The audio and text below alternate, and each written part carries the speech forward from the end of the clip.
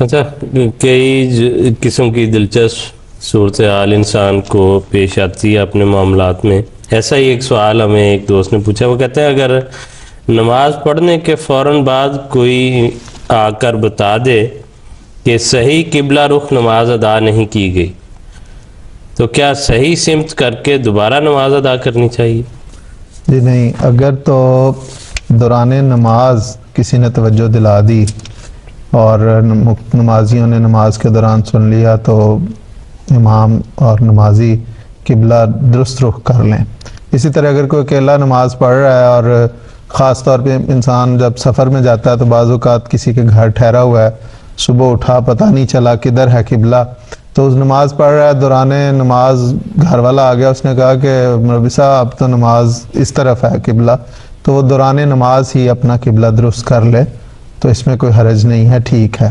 لیکن اگر نماز اس نے یہ سمجھ کر کہ قبلہ اس طرف ہے اور اس طرف اس نے نماز پڑھی ہے تو وہ نماز اس کی ہو گئی. انما الاعمال بالنیات، جس طرف اس نے قبلہ سمجھ کے پڑھی اس طرف اس کی نماز ہو گئی اور اللہ تعالیٰ اس کو ثواب اس کا دے گا.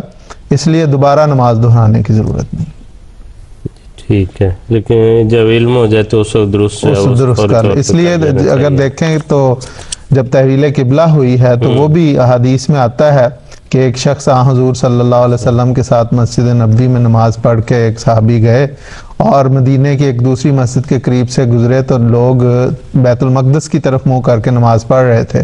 تو انہوں نے اونچی بلند آواز میں کہا کہ نمازیوں، تحویل قبلہ کا حکم نازل ہو چکا ہے اور اس لیے تم اپنا قبلہ جو ہے مکہ کی طرف کر لو. تو انہوں نے دوران نماز ہی، بلکہ بعض روایات میں آتا ہے کہ وہ رکوع میں تھے اور رکوع میں ہی انہوں نے اپنا قبلہ تحویل کر لیا اور تبدیل کر لیا اور بیت المقدس کی طرف سے انہوں نے بیت اللہ کی طرف منہ کر کے نماز پڑھنی شروع کر دی. تو دوران نماز اگر علم ہو جائے تو دوران نماز قبلہ جو ہے وہ درست کرنے میں کوئی حرج کی بات نہیں.